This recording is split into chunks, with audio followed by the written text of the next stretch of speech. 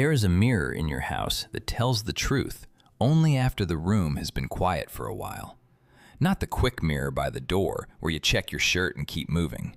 The other one, the mirror after midnight. The bathroom light is too bright. The sink is cold against your hands. The glass is still fogged from the shower, and for a few seconds you cannot see your face clearly. You see a shape. You see a blur. You wipe one small circle with your palm, and suddenly there you are. Tired eyes, a tight mouth, something guarded. Most of us know how to look in a mirror. Very few of us know how to be seen. Pride is hard to talk about for exactly that reason. It does not feel like the ugly thing it is while it is living inside us. Anger feels hot. Greed feels hungry. Lust has a pull you can name. Fear has a sound in the chest. But pride often feels clean. It feels responsible. It feels like high standards. It feels like being right for the right reasons. Pride is the fog on the mirror that still lets you see everybody else. You can see their selfishness, their immaturity, their need to be noticed, their strange inability to apologize. You can see the way they make everything about themselves, and all the while, the glass in front of you is covered. So tonight, we are not going to talk about pride as a cartoon sin. We are not going to talk about the loud person who cannot stop bragging. The Bible is far more careful than that. It shows us pride in quieter rooms. A king who cannot receive correction. A faithful son who cannot join a celebration. A religious man whose prayer turns into a mirror. And then, at the center of it all, one person who had every right to be lifted high and chose to go low. This is the anatomy of pride, the sin nobody admits to having because it usually enters the room wearing the clothes of something else. Long before pride becomes a public collapse, it begins as a private center. The Bible opens with this wound.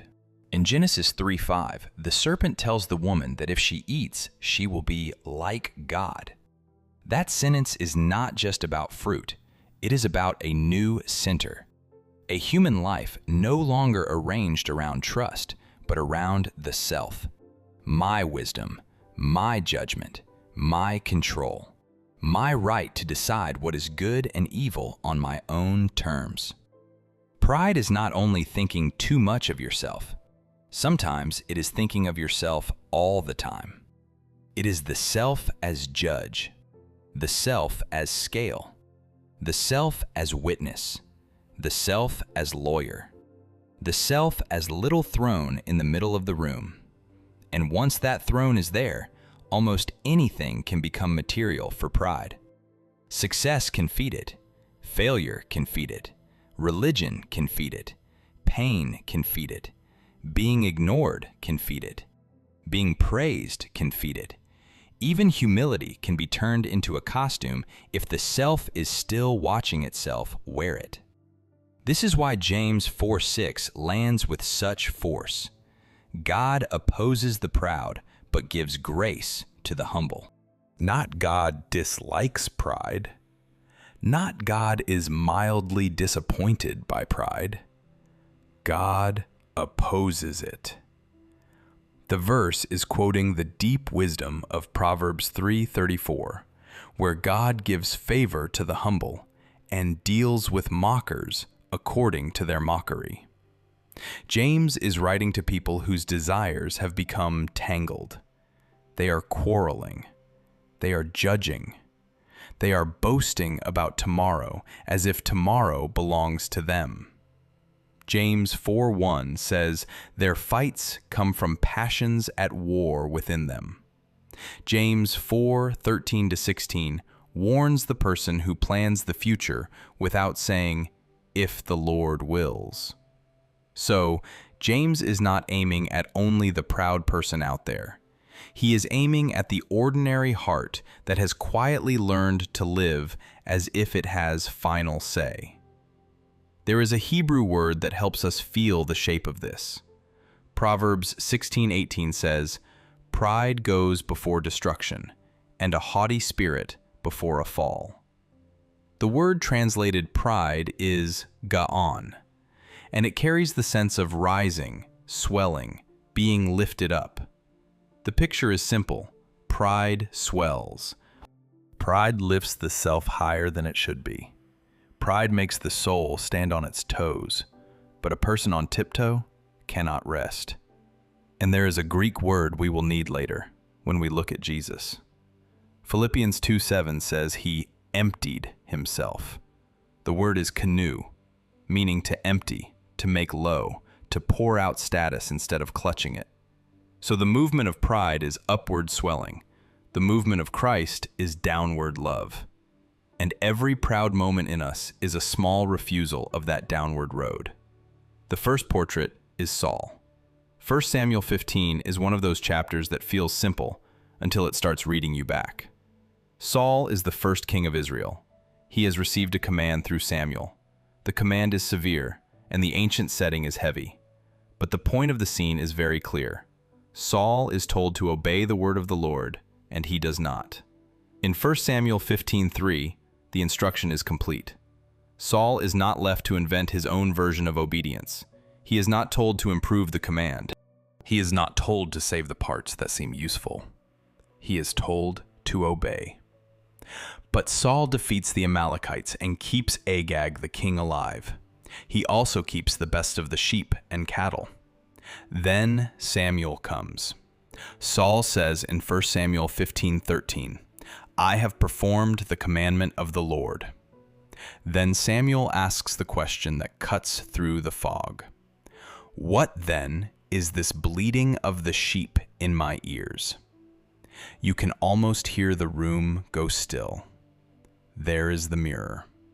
Saul has a sentence prepared about his obedience, but there are sheep making noise behind him. The evidence is alive. It is breathing. It is interrupting the story he is telling about himself. Watch what pride does when it is caught. First, Saul deflects. In 1 Samuel 15:15, he says, "They have brought them," not "I kept them." They brought them. The responsibility begins to slide away from his own hands. Then he reframes. The animals were kept to sacrifice to the Lord your God. Now the disobedience has a religious reason. The problem is not rebellion. The problem is misunderstood worship. Then he minimizes. In 1 Samuel 15:20, Saul insists, "I have obeyed the voice of the Lord." He admits small details, but tries to keep the main title: obedient, faithful, misread perhaps, but not guilty. Then Samuel gives the sentence that should have broken him open. To obey is better than sacrifice, in 1 Samuel 15:22. And in 1 Samuel 15:23, Samuel says rebellion is like divination, and presumption is like idolatry. That word presumption matters. Saul has acted as though his version of the command can stand beside God's command. He has not only disobeyed, he has edited God and called the edit obedience. Then comes the line that reveals the center. In 1 Samuel 15:30, Saul says, "Please honor me now before the elders of my people and before Israel." He has just been told the kingdom is being torn away from him, and still, he wants to manage the room. Please honor me, not please cleanse me, not please help me return, not please pray for me because my heart has become crooked. Please honor me before the people who are watching. Pride as reputation.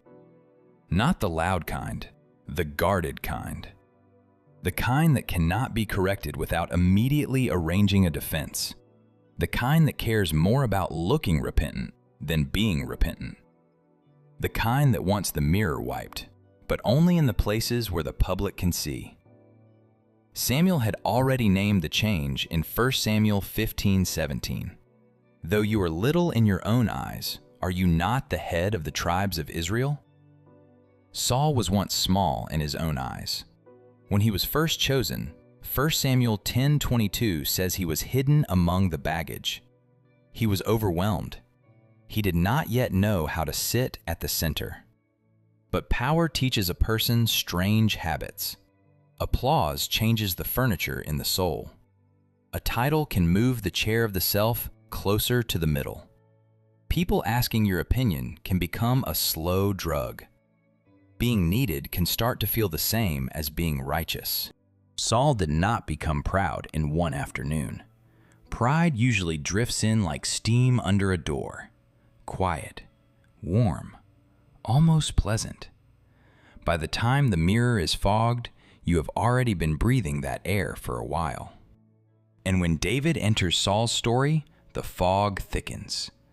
1 Samuel 18:7 says the women sang, "Saul has struck down his thousands, and David his 10,000s."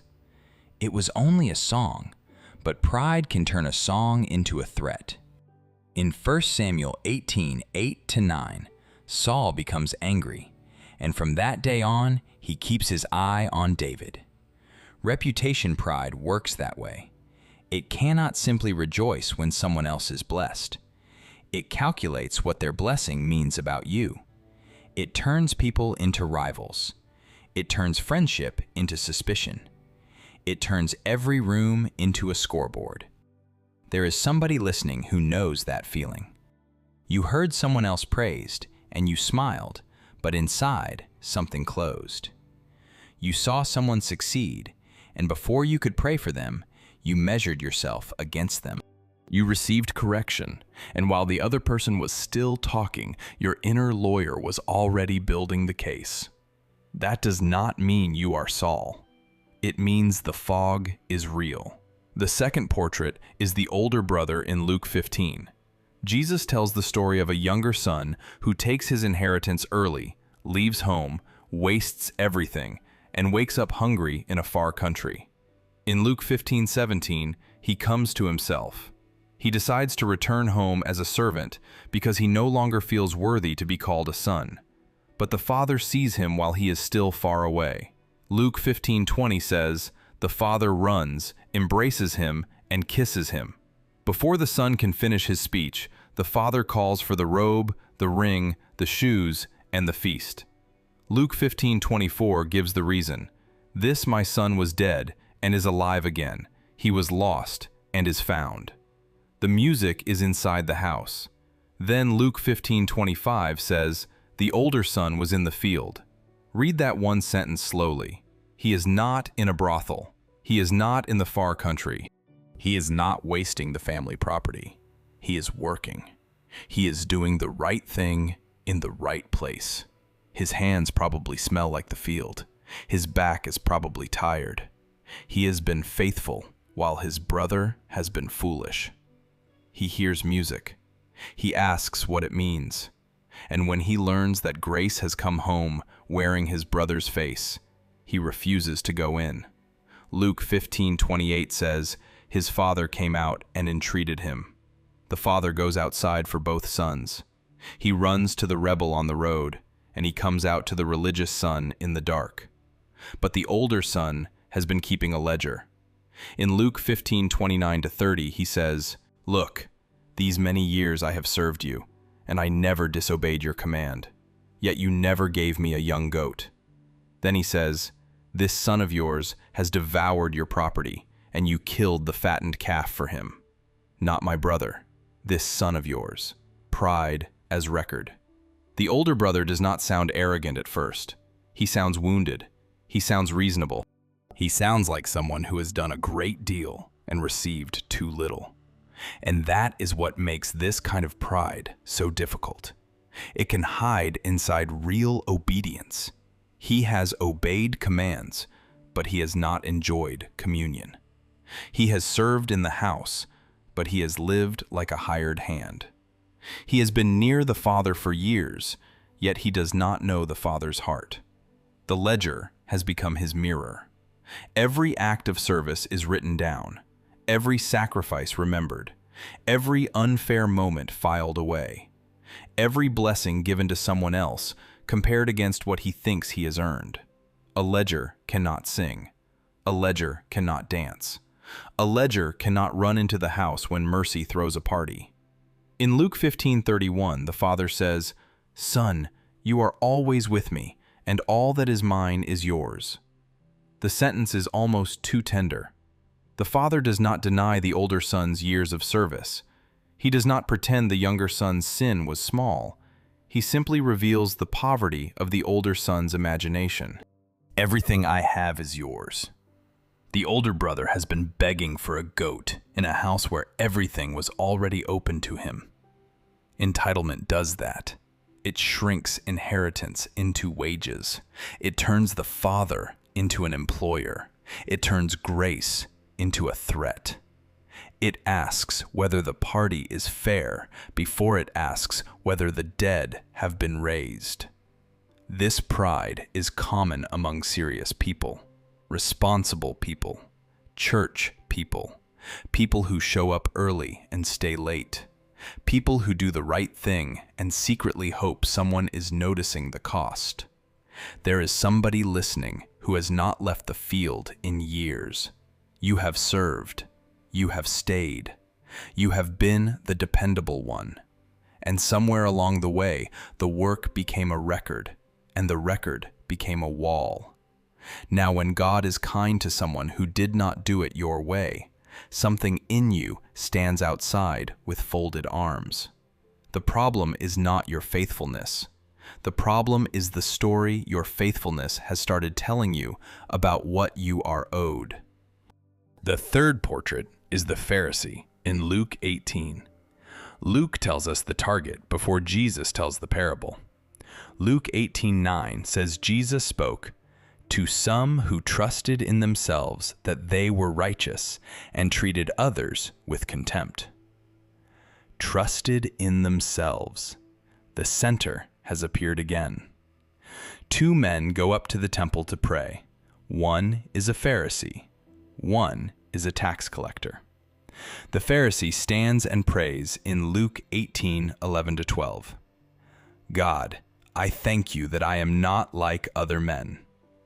Then he lists the kind of people he is not like: extortioners, unjust men, adulterers. Then he adds, or even like this tax collector. He fasts twice a week. He gives tithes of all he gets. Notice how much of his prayer is true. He probably does fast. He probably does give. He probably is not an extortioner. He may be morally serious, disciplined, careful, respected. This makes the prayer frightening. It is possible to be accurate and proud at the same time. The Pharisee is not inventing a fake resume. He is using a real resume as a wall between himself and mercy. His prayer is addressed to God, but it keeps circling back to himself. It is a prayer shaped like a mirror. God is mentioned at the beginning, then the room fills with the Pharisee's own reflection. I thank you that I am not like other men. I fast. I give. Even the tax collector becomes useful to him, because comparison needs a lower place to stand on. The Pharisee cannot say who he is before God without saying who he is above. Then the tax collector stands far off. Luke 18:13 says he would not even lift his eyes to heaven. He beats his breast and says, God, be merciful to me, a sinner. No comparison, no list, no proof, no editing, just mercy. Jesus says in Luke 18:14 that this man went down to his house justified rather than the other. That should make every religious person tremble gently, because the Pharisee is not outside religion. He is inside it. He is praying. He is fasting. He is giving. He is doing things that in themselves are good, but pride has turned good things into a platform. The mirror is fogged by devotion itself. This is pride as righteousness. Not true righteousness, not the righteousness that comes as a gift from God, but the kind we assemble from comparison, discipline, and the failures of people we find easy to judge. And this kind of pride is nearly invisible from the inside. Saul hears the sheep. The older brother hears the music. The Pharisee hears only his own prayer, and it sounds right to him. That may be the most dangerous part. A proud person can feel spiritually clear while being deeply blind. A proud person can repent of small sins while protecting the central throne. A proud person can confess weakness in a way that still asks to be admired for the confession. The mirror can be fogged even while the Bible is open in your hands.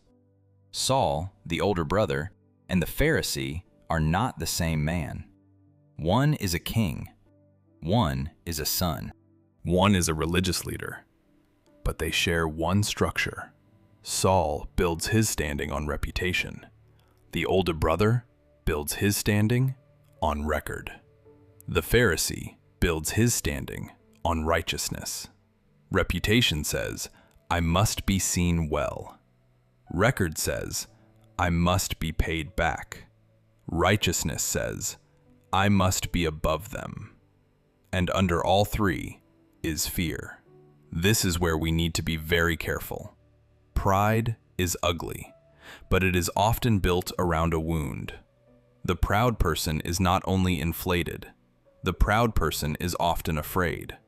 Afraid that if the reputation breaks, there will be nothing left. Afraid that if the record is not honored, the years were wasted. Afraid that if comparison is removed, they will have no proof they belong. Pride is fear building a throne because it does not know there is a floor. That floor is the love of God. Psalm 139, 1-2 says, O Lord, you have searched me and known me. You know when I sit down and when I rise up. Psalm 139:4 says that before a word is on your tongue, the Lord knows it altogether. There is no reputation management in Psalm 139. No edited version, no clean public face, no carefully lit angle. Searched, known, still held. Psalm 139:17 says, How precious to me are your thoughts, O God. The God who knows you most fully is not fooled by you. At first, this is frightening. Then it becomes freedom. Because if God already sees the fog, you do not have to pretend the mirror is clear. Humility begins when you stop managing the image and let God tell the truth. Not a cruel truth, not a truth meant to crush you, a truth that wounds the lie so grace can reach the person underneath. Proverbs 16:18 says, Pride goes before destruction. Not because God enjoys humiliating people, because a soul standing on tiptoe will eventually fall. A life built on reputation cannot survive exposure. A life built on record cannot survive grace. A life built on comparison cannot survive honest prayer. God opposes the proud in James 4:6, because pride opposes grace. Pride keeps the hand closed when God is trying to fill it. Pride keeps the son outside when the Father is pleading with him to enter. Pride keeps the religious man talking when mercy is waiting to be asked for. And now we come to the opposite. Philippians 2:5 says, Have this mind among yourselves, which is yours in Christ Jesus. Then Paul shows us Jesus. Philippians 2:6 says, He was in the form of God. If anyone ever had the right to be the center, it was him. Not borrowed importance, not fragile status, not applause that could be lost. True glory, eternal glory, the Word through whom all things were made, as John 1:3 says. The Son loved by the Father before the foundation of the world, as John 17:24 says. Then Philippians 2:7 says, He emptied himself. Keno. He did not stop being God. He did not become less holy, less eternal, less truly himself. He poured out the privileges of status. He took the form of a servant. He entered human life from below. The one with nothing to prove washed feet. John 13:3 says, Jesus knew that the Father had given all things into his hands, and that he had come from God and was going back to God. Then John 13:4-5 says, "He rose from supper, laid aside his outer garments, took a towel, and washed the disciples' feet." Do not miss the order. Jesus knew who he was. Then he went low. His humility did not come from insecurity. It came from unshakable belovedness. He did not need to protect his place so he could kneel. He did not need to manage his image so he could touch dirty feet. He did not need to compare himself with anyone so he could serve everyone in the room, even Judas.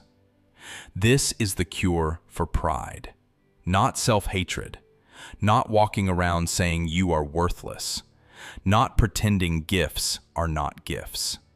Humility is not a smaller lie about yourself. Humility is the freedom to live in the truth because your worth is no longer under negotiation. Jesus shows us a life with no fog on the mirror, fully known by the Father, fully loved by the Father, fully surrendered to the Father. And because his identity is secure, he can move downward in love. Philippians 2:8 says, "He humbled himself by becoming obedient to the point of death, even death on a cross." The cross is the complete reversal of pride. Pride says, "I will rise so I can be safe." Jesus says, "I will go low so you can be saved." Pride says, "I need to be seen." Jesus is mocked in public. Pride says, "I need to be proved right." Jesus is condemned between criminals. Pride says, "I need to keep my life." Jesus gives his life for his enemies. Romans 5:8 says, "God shows his love for us in that while we were still sinners, Christ died for us." Not after we fixed the mirror, not after the fog lifted, not after we became easy to love, while we were still sinners. This is why the cross does what advice cannot do. Advice can tell you to be humble. The cross gives you a place to stand where humility becomes possible. Advice can say, "Stop comparing." The cross says, "You are already loved without winning the comparison." Advice can say, "Stop keeping score." The cross says, "Grace has paid what your ledger never could." Advice can say, "Stop managing your reputation."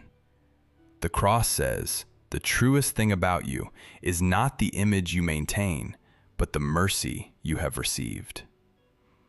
So bring the three portraits close. When Saul rises in you and you feel the need to defend, explain, soften, shift blame, and make sure people still honor you, let the mirror clear. Confess plainly. Say the true thing without decorating it. 1 John 1:9 says, "If we confess our sins, he is faithful and just to forgive us and cleanse us." When the older brother rises in you and you feel the ledger opening and you cannot rejoice because someone else received mercy you think they did not earn, let the mirror clear. The Father's house was never a wage system. Ephesians 2:8-9 says, "You have been saved by grace through faith, not by works, so no one may boast." When the Pharisee rises in you and your prayer becomes a list of people you are not like, let the mirror clear. Go stand far off with the tax collector. Beat your chest if you need to. Ask for mercy. There is more hope in one honest sentence than in 1,000 polished comparisons. And when you are afraid, because this is where pride often begins, do not build the throne again. Stand on the floor. The floor is not your reputation. The floor is not your record. The floor is not your spiritual resume. The floor is Christ crucified and risen, holding you before you know how to hold yourself. There is somebody listening to this who is exhausted from being impressive. You have been managing the room for so long that you do not know who you would be without the management. You know how to apologize just enough to keep respect. You know how to serve just enough to keep your identity. You know how to pray in a way that still keeps you above the people whose sins look different from yours. And you are tired. There is somebody else listening who is standing outside the house. You can hear the music. You know God is being kind to someone. You know you should be glad. But the ledger in your chest keeps whispering, "What about me?" The Father has come outside for you too. He is not only waiting for the rebel in the road. He is standing in the dark with the faithful child who forgot how to be a son. There is somebody else who is afraid of being found out. You think humility means the worst thing about you will finally become the only thing about you. No, humility is not God exposing you to throw you away. Humility is God clearing the mirror so you can stop loving the fog. You are not healed by pretending there is no pride in you. You are not healed by hating yourself for having it. You are not healed by finding someone worse and standing above them. You are healed by coming low enough to receive grace. James 4:10 says, "Humble yourselves before the Lord, and He will exalt you." Not exalt your image, not exalt your record, not exalt your superiority. He will lift you as a child who no longer needs to climb. So let the mirror clear. Let the sheep be heard. Let the music be heard. Let the prayer become honest. Let Jesus be the center again. The strange mercy of God is that the moment you stop defending the throne, you do not fall into nothing. You fall into grace. The floor was there all along. So if this helped you see pride in a new way, leave a like so this video reaches the next person who has been defending a reputation they are tired of carrying. The next person who has been keeping a quiet ledger in the Father's house. And subscribe for more videos like this. Long-form walks through Scripture for people who want depth without the noise. If someone came to mind while you were listening, somebody who finds correction hard, somebody who cannot rejoice when grace reaches another person, somebody who is exhausted from always needing to look strong, send them this video. They might need to hear it tonight. Remember this: pride fogs the mirror. Grace tells the truth. Christ gives you a floor. And when the room grows quiet and the light is too bright, and you finally see what has been hiding in plain sight, do not run from the mirror. Let God clear it. The face you see there is not beyond mercy.